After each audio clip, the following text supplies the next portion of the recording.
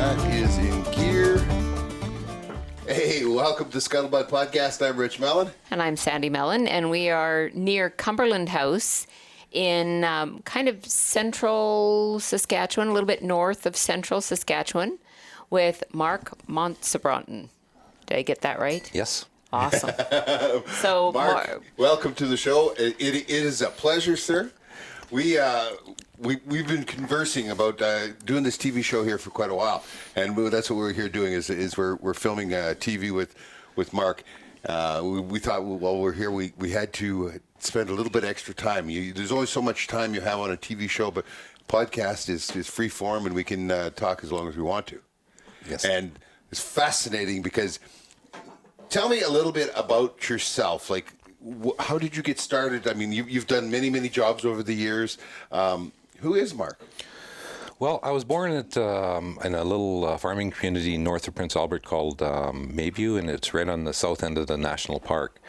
And it's much the same as we have the area here. It's subboreal forest, and I come from an area that had a lot of fur around it and a lot of wildlife. As I said, we were about 2 miles off the national park, and it's just wild anywhere north of there. So that's where I grew up, and as kids, trapping was probably the only income source we had. We picked a few berries, and you can maybe get a job for $2 a day working for a farmer or something. But so I found trapping was something that I really loved, and kind of stuck with it all my life.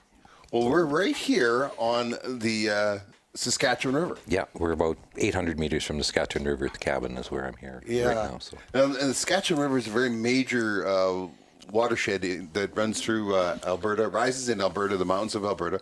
And there's a North and South Saskatchewan there, and they run together to form the Saskatchewan River. Just how many miles? Probably about 90 kilometers west of here is where they join and go into the Saskatchewan River. And then after they join, they form Cadet Lake. There's a hydro dam at Cadet Lake, and then it runs out of there, runs into Tobin Lake, and there's another hydro dam, and then it's basically wide open to Lake Winnipeg from here. Yeah, and Winnipeg, of course, is world-renowned. Lake Tobin is world-renowned for walleye fishing.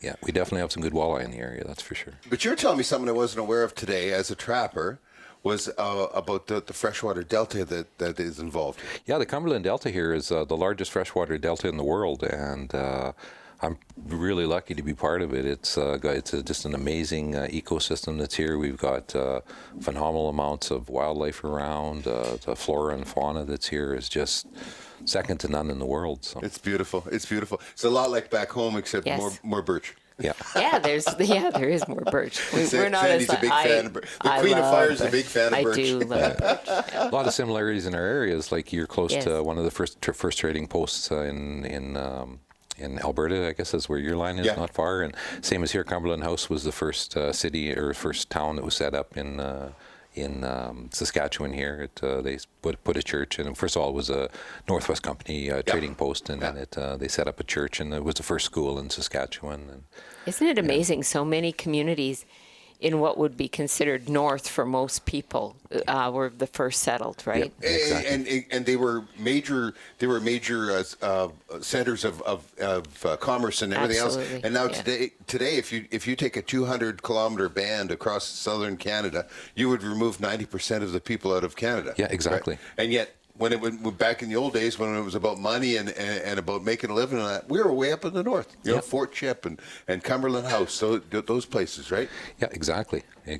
So what was the fur that brought everybody to Cumberland House? Basically, it was a beaver that was in this area here. You know, the European market for beaver, right? And it brought in the voyageurs and the fur traders, and they kind of headed out from here, and it was one of the biggest areas of fur production in the world, because with the delta, it's a super ecosystem for any type of water type fur. Right. With the muskrats and the beavers, we used to get 500,000 muskrats a year out of here before the hydroelectric dams came in. So. Yeah, well, it's the same thing that happened to the Peace Delta in Alberta. Was the Bennett Dam in BC controlled the flood so much that all those ponds and that supported so many of the muskrats weren't getting flooded every couple of years. They lost the water level, and there was 100,000 muskrats a year came out of there in the 1800s. Yeah. You know, that's just fascinating to me. We think we're cutting a fat pig in the butt, and that we're such great wild pioneers and all that. These guys were here 200 years ago. Yeah, and they didn't have all the modern tools that we have now. Exactly. So, Yeah. I couldn't get her to trade her Argo anyway. No. yeah.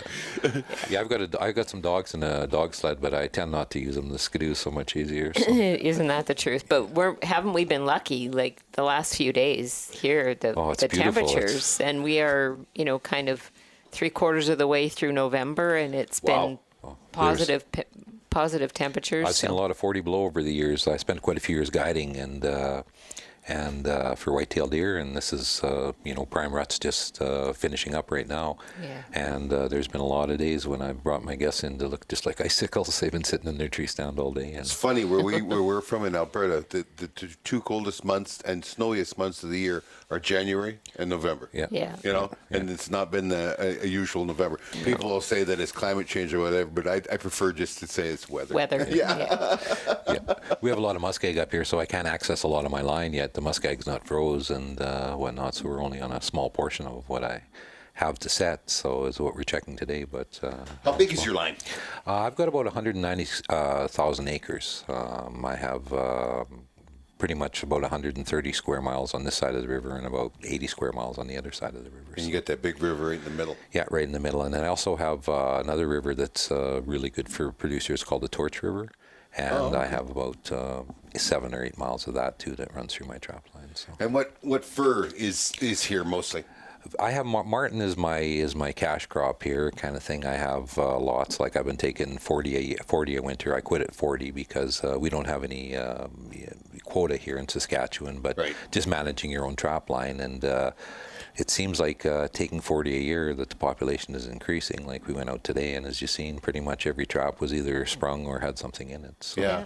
So you mentioned that there is no quota for marten. Is there no quota for any animal here? No animals here at all. It's all wide so that's open. quite different than Alberta. Yeah, we used to have quotas on a lot of stuff, but since the 80s and the crash of the fur prices, there's not as many people trapping. And I think if the fur prices ever came back, and we got a lot of people back in the industry, they probably would bring quotas back. But the few trappers that are still doing it are, just not able to touch what's here for fur. So You have a registered trapline system here in Saskatchewan. Yeah, we have, I think it's 88 community blocks that are broke up, and some are broke up into individual zones like this one here. We have 6 zones in. I'm in P31, and I have zone 4. We have 6 different people that have trap lines in this area that I'm in right now. So Okay. and some areas like over on the other side, what they do is it's you get voted in, and then you can trap anywhere on that area. I have a designated area where I can trap here, and nobody else comes in and traps on it,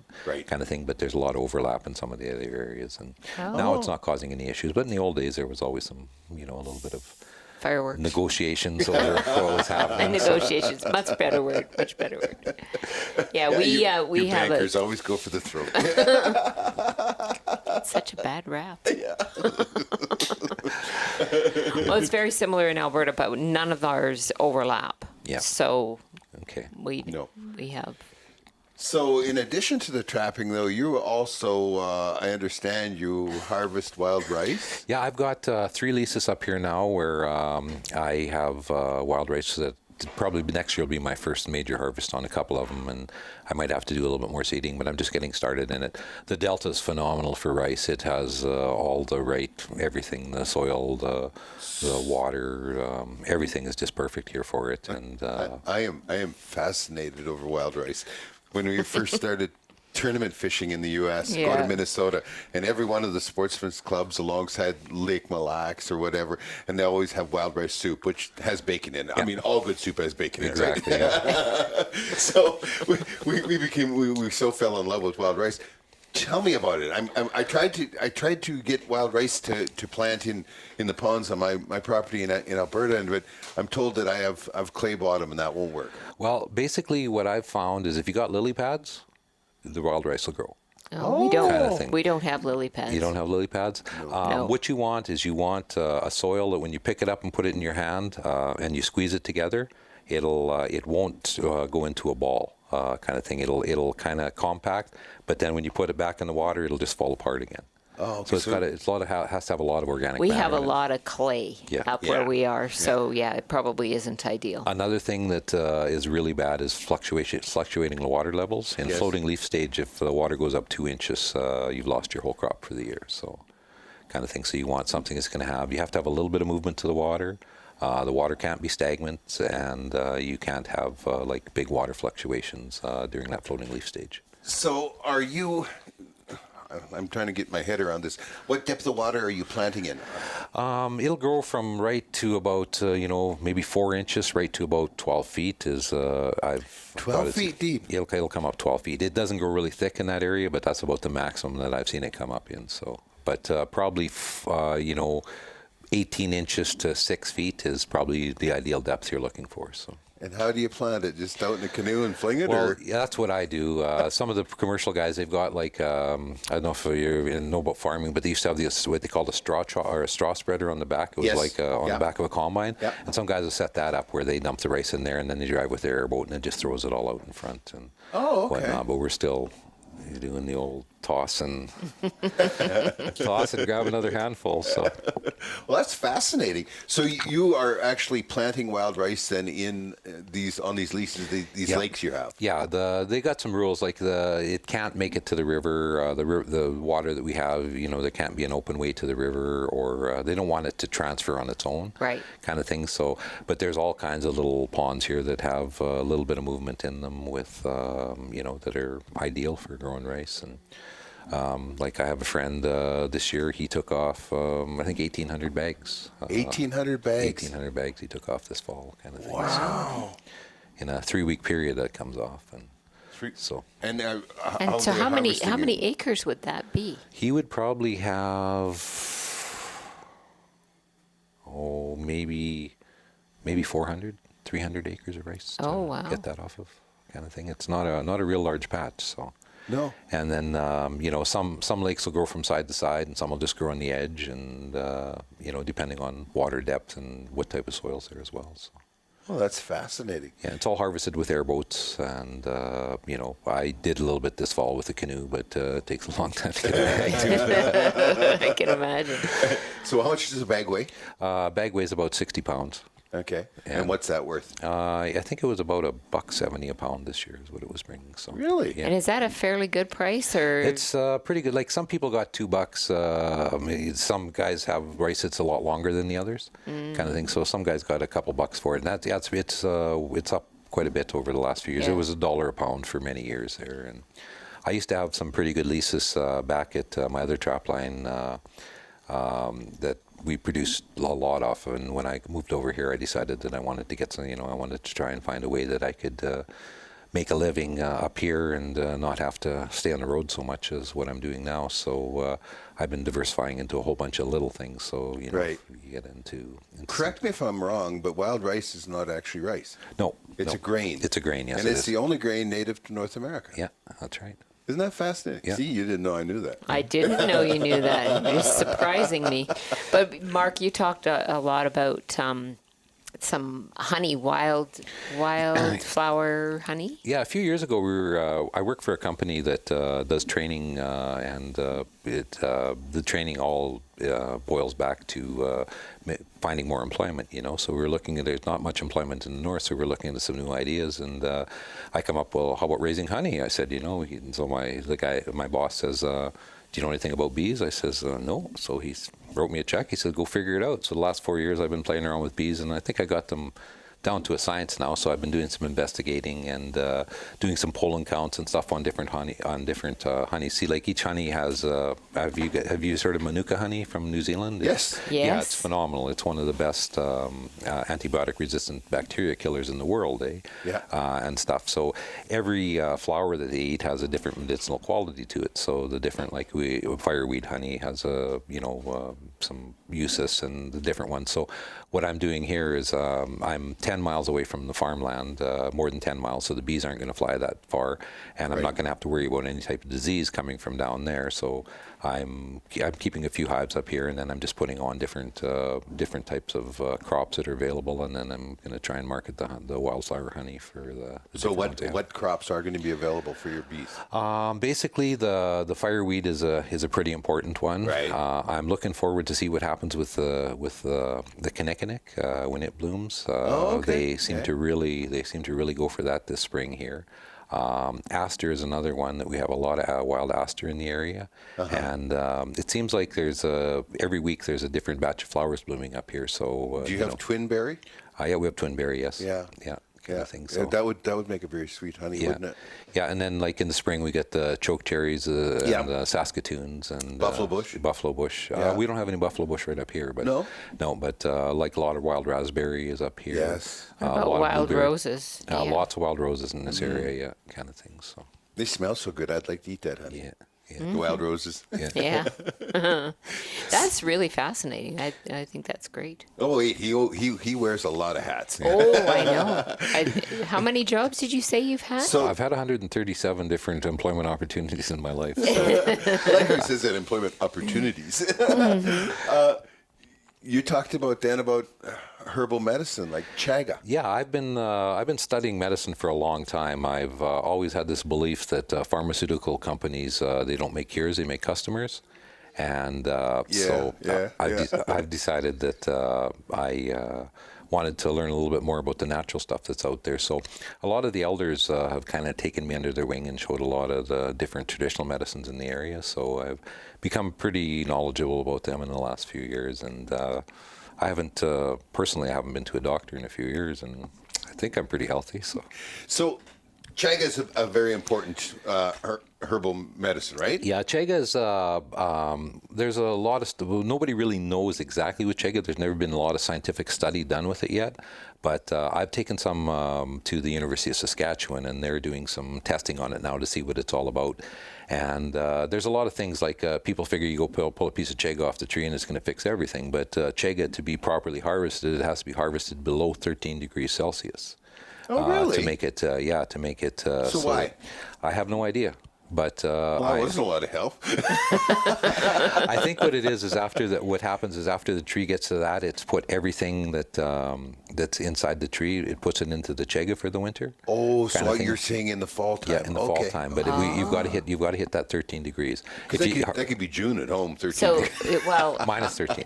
Minus 13. Minus 13. Oh, Yeah, minus 13. Okay. So it's got to be frozen. And how do you take it off the tree? Basically, what I use a wood chisel, and I take only about half of it off the tree. It'll grow back. They've been harvesting chaga in Northern Europe, in Russia and Poland, and for quite a few years, and they have all different types of concoctions made with it. Like you can buy chaga beer, chaga wine, a number of different things there that we're going to have some chaga tea later. Yes, we are. Yeah, absolutely excellent. Yeah. It is a fungus. It is a fungus. Yeah, that grows on the tree, and basically, what kind of tree? It grows only on the birch. Only on birch. Yeah, in this area we have the white birch, but it grows like in the United States on the silver, and I forget which birch is over in Europe that it grows on, but it only grows on the birch.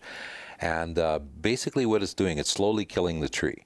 Really? Yes, it is. The tree, there's some damage to it, and it's taking the it will sooner or later kill the tree, but it takes like probably 30 years to kill that tree.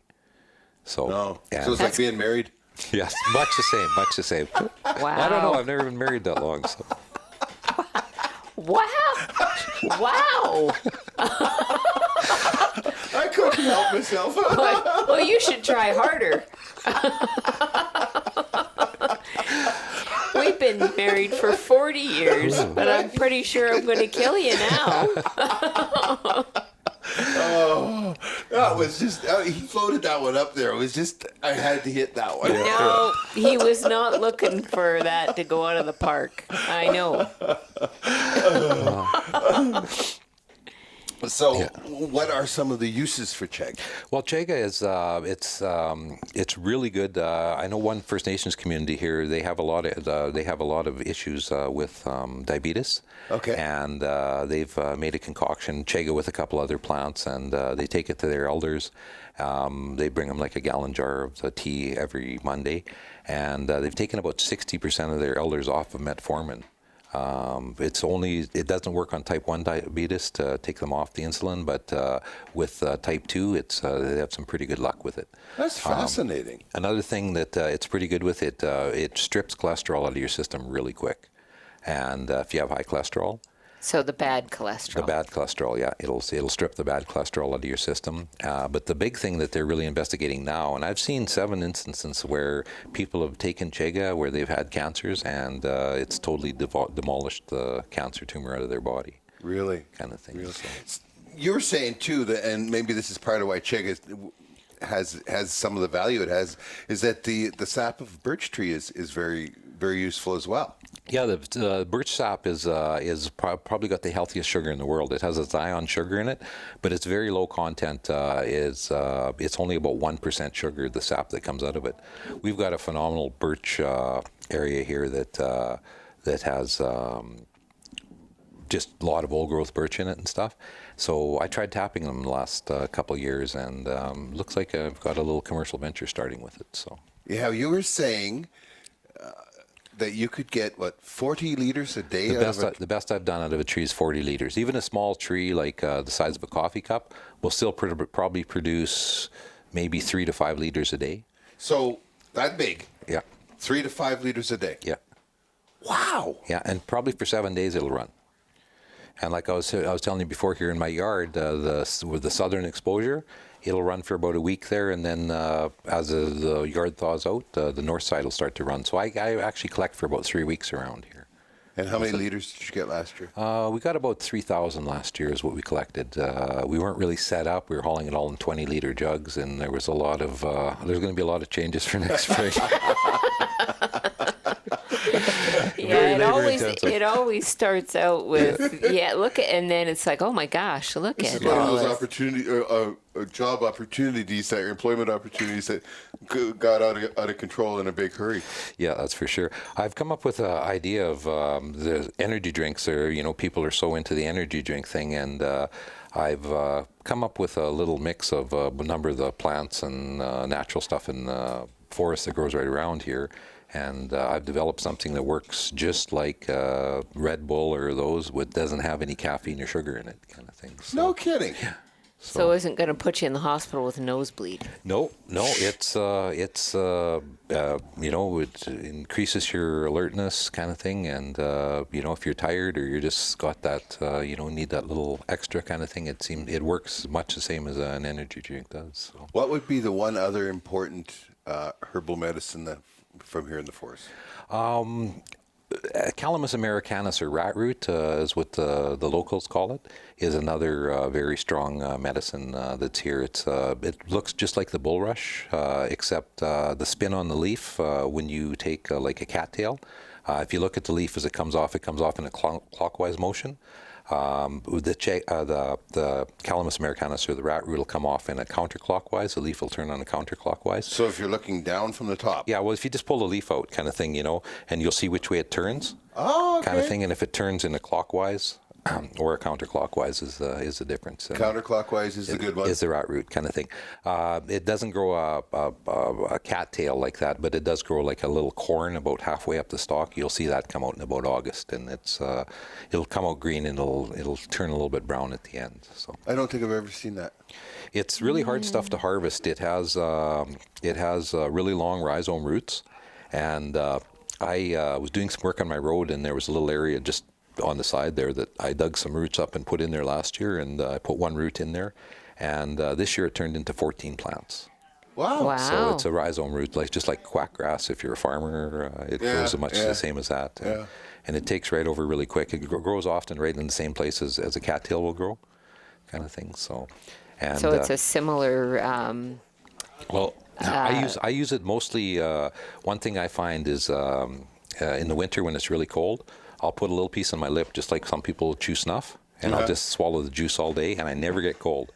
Really? Your hands, everything is just perfect, kind of thing. I don't know why it works that way. Many years ago, when I was line cutting an elder, I was shivering terrible, kind of thing, all day, and all these guys were hardly had any clothes on, and it was like 40 below, and like, how are you guys doing this? He said, try this, and what is it? It's a plant that grows up here, and I tried it, and the next day I was, without, half the clothing I had on the day before. Really? So, yeah. It's great for respiratory. It's really good for anything that, like stomach related stuff. So there's a number of different uses for it. So.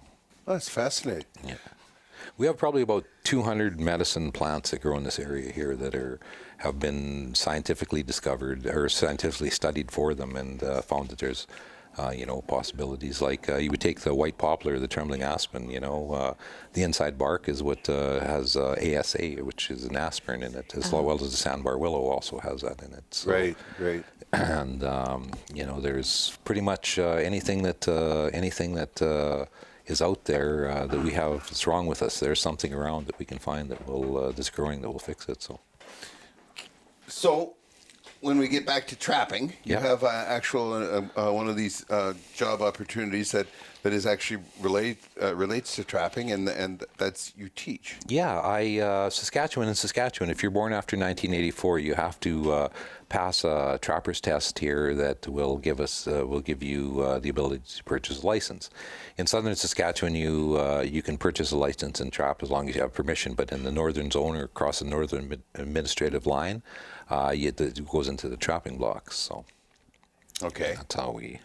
So, and you teach how many courses a year? I usually do about 6 is what I do, and I kind of do it different. They do offer a 1-day or 2-day courses, but I've moved it into a 1-week course, and I go into the communities and I take an animal for each student and a stretcher for them, and then basically the first day we do theory, and the second day we go out and we set some traps. Okay. Third day we come in and I have animals ready that are thawed, and we will skin some of the weasel family and some of the rodents and some of the dogs, and get a different idea, show them how to do them for taxidermy, and how to do the ears and the lips on the stuff, and get that all done up. They actually keep the animal that they skin, and they keep the stretcher when they're there. The next day we go out and we check the traps and look for sign again, and pick up what we have, bring it back in and skin it that day. And then the final morning we do a review, and then in the afternoon a CERM conservation officer comes in and issues the test. It's a 50-question test, and from there then they have the ability to purchase a trapper's license. Oh, perfect. Well, I mean, it's really good to do that hands-on thing. Like, I know you can get course. At one time, you could challenge the course, and it was just in Alberta. You could just challenge it, and you go in and just write the course. But there was no hands-on stuff, right? Yeah, you can do that here too. For $20, you can come and challenge the test at any conservation office in the province. But there's a lot of things that like legal trap size in Saskatchewan. The largest trap we can use is 9.5 inches. Yeah. For jaw spread, and there's questions like that on that test right. That just a lot of people don't know. So, trying to challenge it. You have a very busy and varied life that you've got out of being here in the outdoors.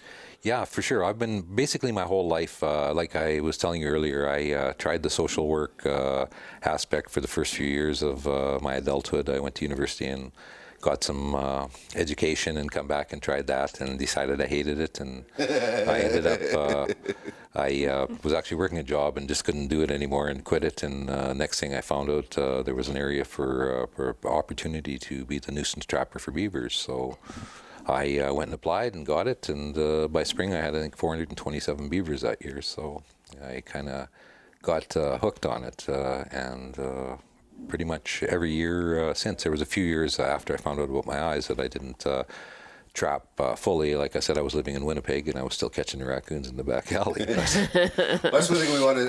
Where I was headed for here is that this man who does so much, who is so involved and carries on, doesn't pack any excuses. He's legally blind. And he does all this. So all you out there saying that you got something wrong with you, some reason why you can't do something, be ashamed. Be very ashamed. He makes me feel ashamed.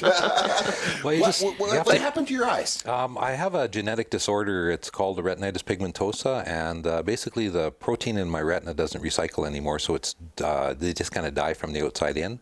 And I'm down to about 6% peripheral vision right now, so I only have about 6%. Most people have 98%, but like when I hold my hands out, I don't see them until right there, right kind of there, thing. So yeah. I have this little hole that I see, and Oh, wow. that's about.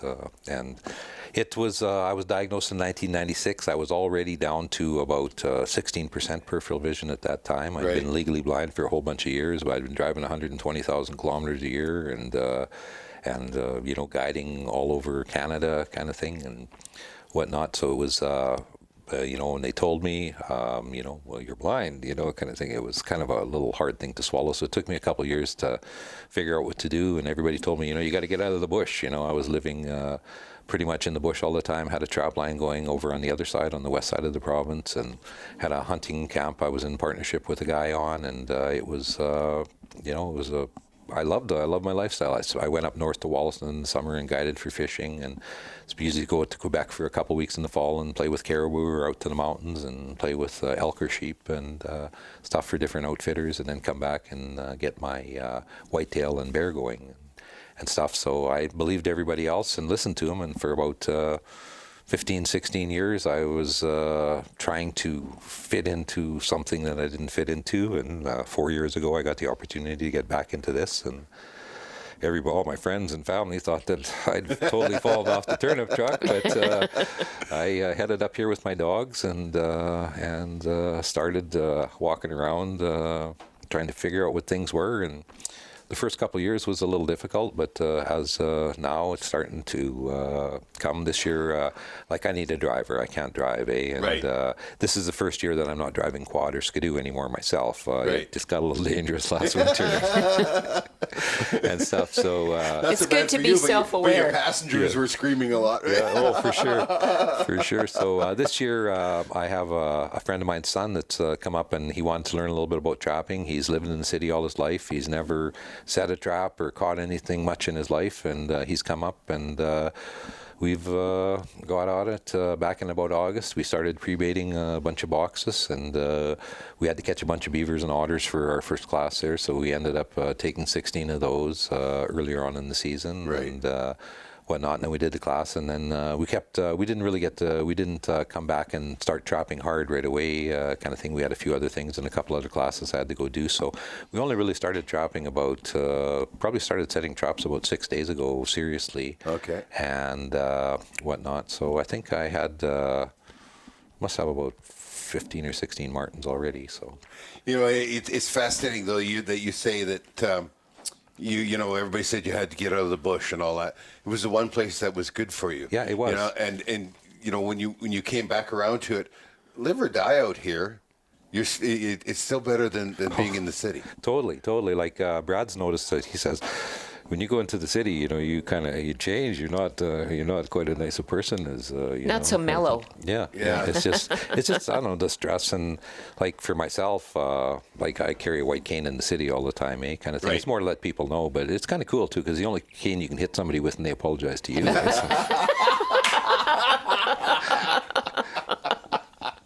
Things to be aware of.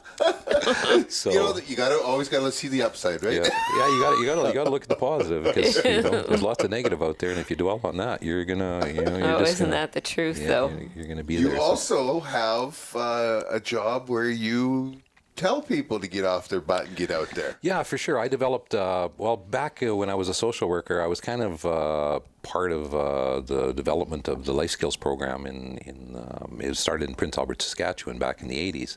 And I watched it for many years, and it's definitely a beneficial program, but I always thought that, you babied the people a lot too much in it. So I had the opportunity about 8 years ago to produce something for a place I was working for. And I come up with an idea. I took, the 8 major points of life skills and put a, half a day program together on it about what we have to do to be healthy. And I've been putting that out over northern Saskatchewan, and I've been to, all over Saskatchewan. I think I've been to 117 communities in Saskatchewan, and I put it on in that time. And right now, I've pretty much moved away from it. I've got a number of different programs going. I've got another guy that's doing a really good job of it. He's a son of an elder who's practiced a lot of medicines and things like that. So, yeah. Oh, that's interesting. What's the number one message that you give to these people? Basically, don't feel sorry for yourself. Find a way to do it. You know, like anybody can be a victim.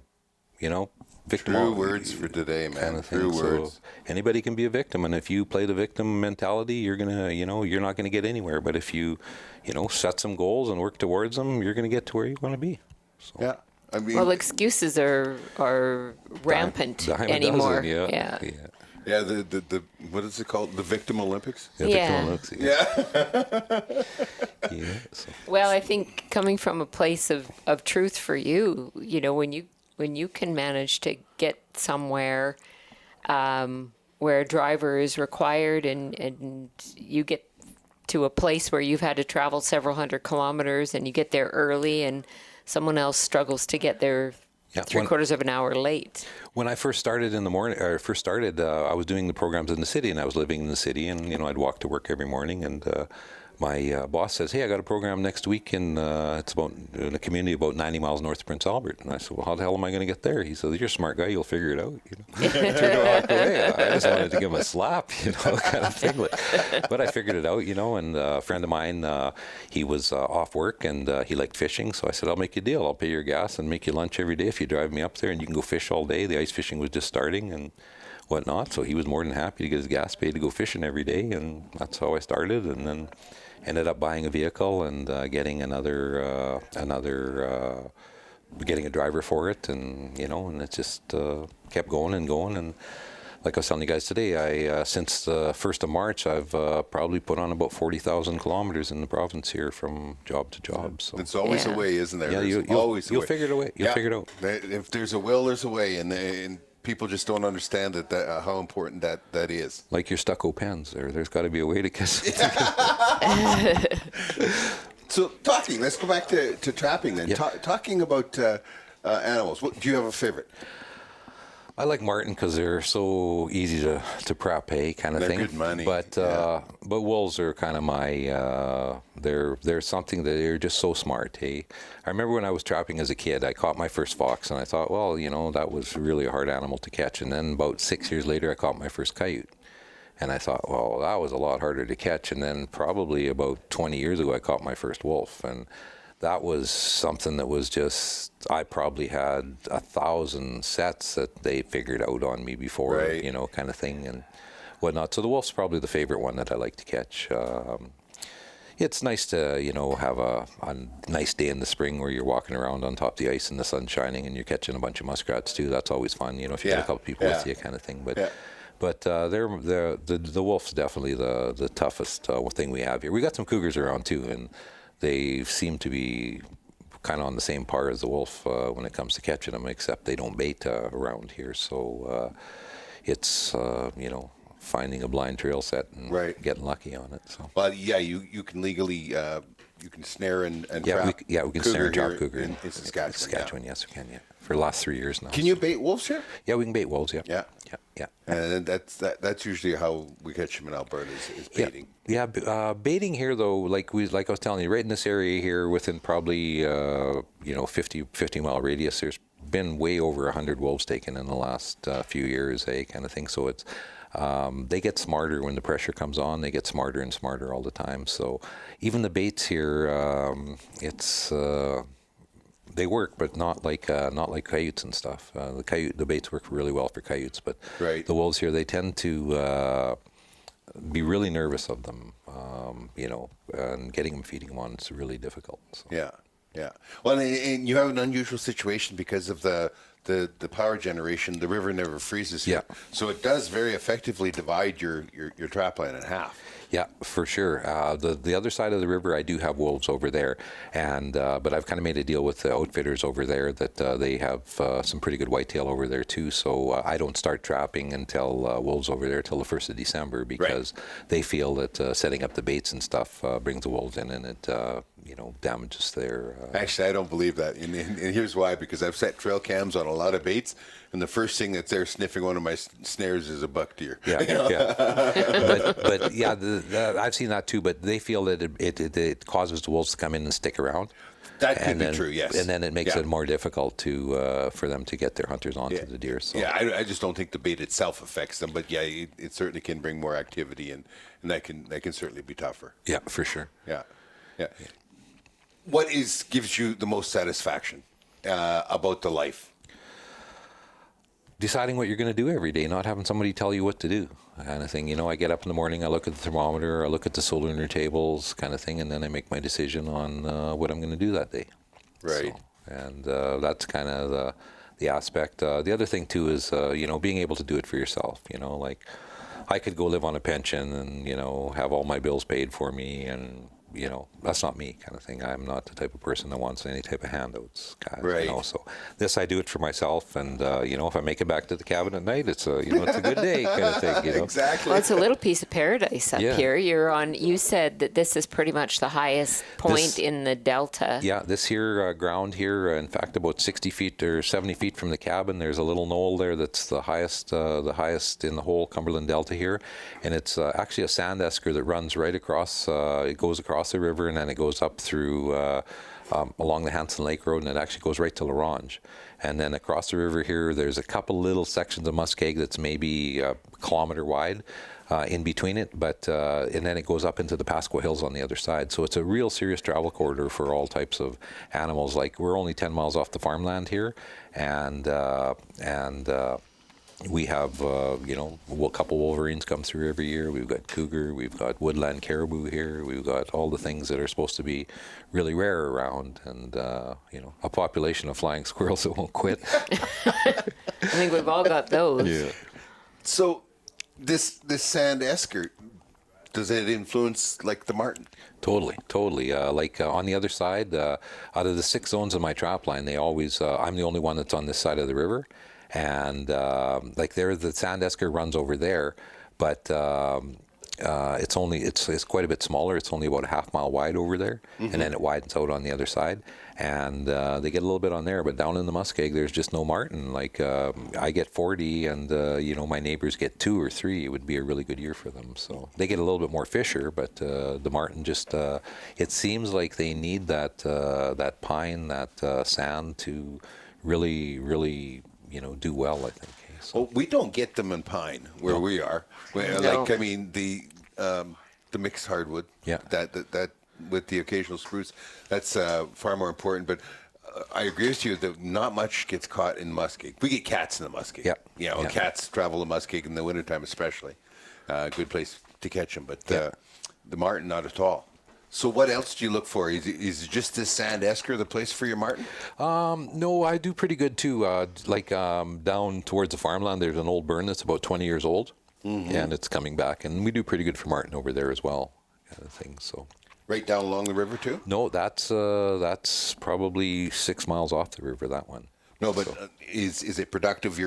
Where you butt up against? The river? Yeah, like I was showing you today. I've got that one strip along the road that's anywhere from a kilometer to 30 or 60 meters wide along the road, and I do catch a big portion of my fur in that little strip there, right along the river. That's crazy, hey? Yeah. You're telling me about a fascinating cooperative venture you have with a fella who actually catches. Was it Tullaby or Cisco? Yeah, no, I'm not. It's his business down the street, down the road here. Yeah. He has a mineral license on the Saskatchewan River here, and he's been catching the Cisco's this time of year. He's got a trap net set up. Yes. And he gets probably 400 a morning, kind of thing. Every morning he goes and cleans those traps out and stuff. So. But he wants you to help him with the otters. Yeah, he's having some issues with otters there. So. Did you happen to catch on the news in Vancouver?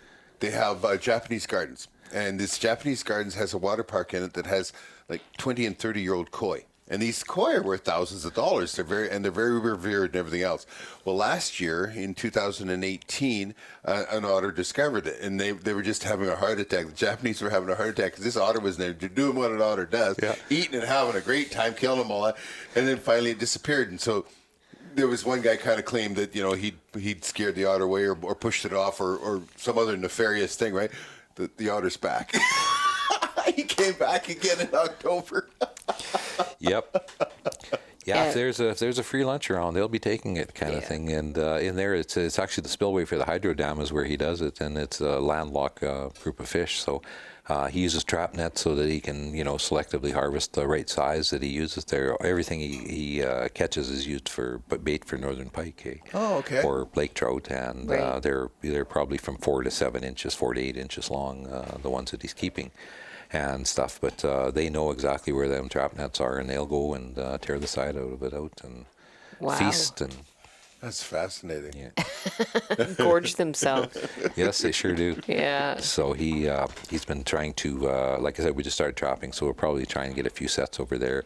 It's kind of a tricky area because the one side of the road is a game preserve where there's no trapping, and that's where he has his nets, right where the game preserve is. But the other side we can trap there and whatnot, but it's within the 50 meters of the hydroelectric dam, and we have a game law here that says that you aren't supposed to unless you have permission, and I've got permission from them to trap them there now, so we'll probably get on them in the next few days and see what we can get.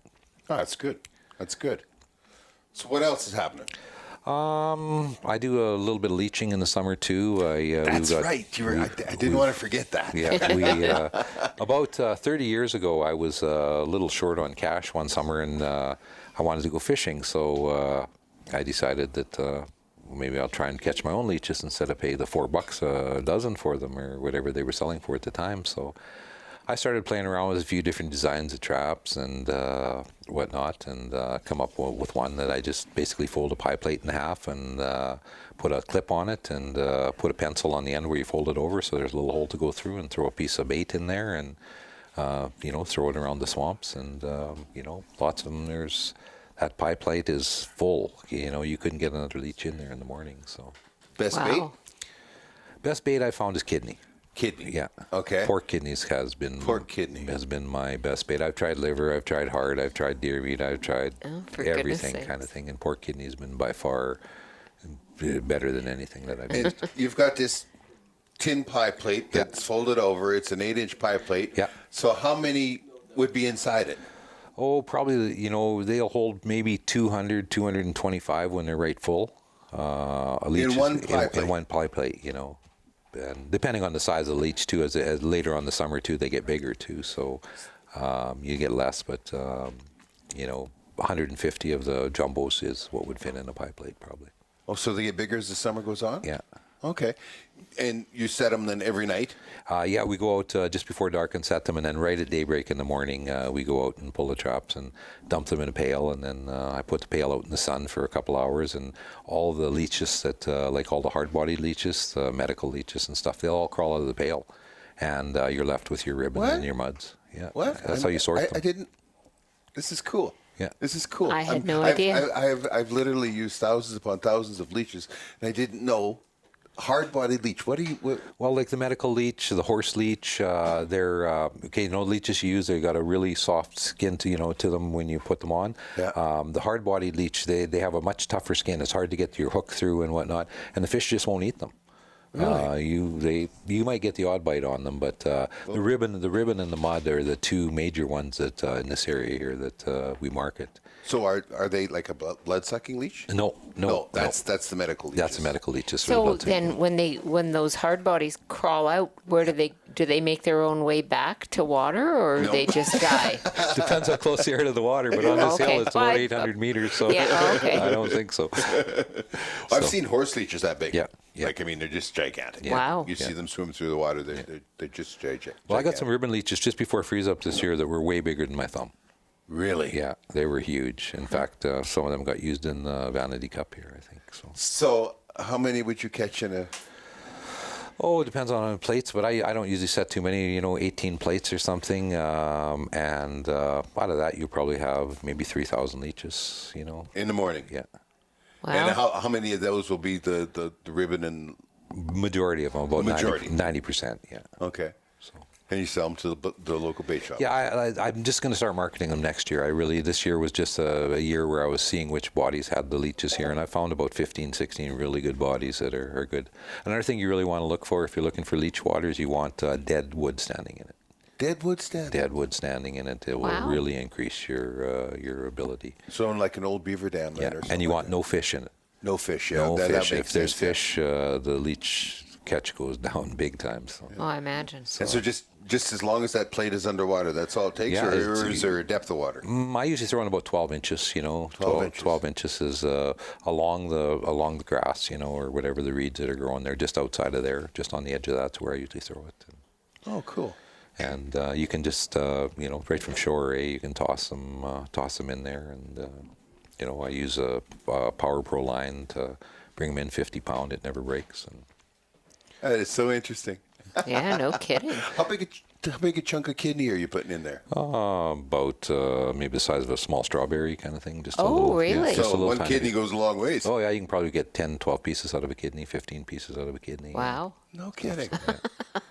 Yeah. Things I didn't know. Yeah, that is so cool. Yeah, we're also looking at next year. We had a couple of bodies of water here that are in that game preserve that the local outfitter was planting trout in, and then his guests would fish them. But Sask Power owns that land around the game preserve, and they decided because of liability issues that they didn't want the public in there anymore. So these bodies of water have been shut down for they haven't been able to plant them for a few years. So I put a proposal to them that I want to put some trout in there and raise them commercially, and I'll be the only guy in there, and I'll sign a waiver kind of thing. So it looks like that might come through, and we'll try the first year that he put them in there. The outfitter, he said he got up to 3 pounds in the fall. Oh, okay. So they grew very fast. There's a lot of food in there. Yeah, there's a lot of freshwater shrimp and stuff. Freshwater shrimp. So I might. We're going to play with that next spring as long as I get. It looks pretty good right now. So we may throw in 1,000 trout just to see what happens. So many irons in the fire. Yeah. You keep track of it all. Yeah, it's just different times of the year. Yeah. We got 12 months, and I spend a couple months trapping, and a month on Birch, and just kind of works around. It all fills time. It all kind of works out through the year, kind of Yeah. thing. And you have something to do every month that way. I truly believe that the time that you spend in the bush, you're not charged full pull for it. No, it definitely increases the length of your life. I Yeah. think so. It's a hard yeah. lifestyle, like the physical activity and stuff. But no, you don't got to join the gym. No. That's true. That's very true. Well, I'm looking forward to tomorrow and seeing the rest of your trap line, checking the rest of your of the traps and sets. Yeah. Is very exciting. I'm gonna, when we go across that river, I'm gonna stand there and stare into it. I mean, I know what kind of walleye swim in there. I think you said your biggest was 16 pounds. 16.2, yeah. 16.2. And then my daughter caught one we didn't have a scale with that I think probably would have broke that. Yeah. Kind of thing. And then my friend Deb too, she got one that we didn't have a scale with one night that was right up there, kind of thing too. So. Wow. But I've easily got 100 over 10 pounds. Yeah, it's just incredible. And I really place. haven't fished here for last 2 years. I've been, remodeling the cabin, and there's always been something to do. So we'll go down to the dam here and throw out some pickerel rigs for an hour and catch, last time we were down there, I think we got 18 in an hour, and, we kept our 4 each and headed home. 4 each. I'm envious. Yeah, me too. Just across the other side of the dam, though, there's the slot size, and it's much better fishing on this side of the dam than the other because Tobin Lake has some really stringent rules on slot size and, Right. and limits and stuff like that. So Right. we have no slot size on the bottom. You can only keep the one bigger one, but the rest, we can, keep the 4 fish where you can only keep 2 in Tobin as well, too. But- Well, we had a feast of walleye tonight for Yes, we supper, and did. that was very enjoyable.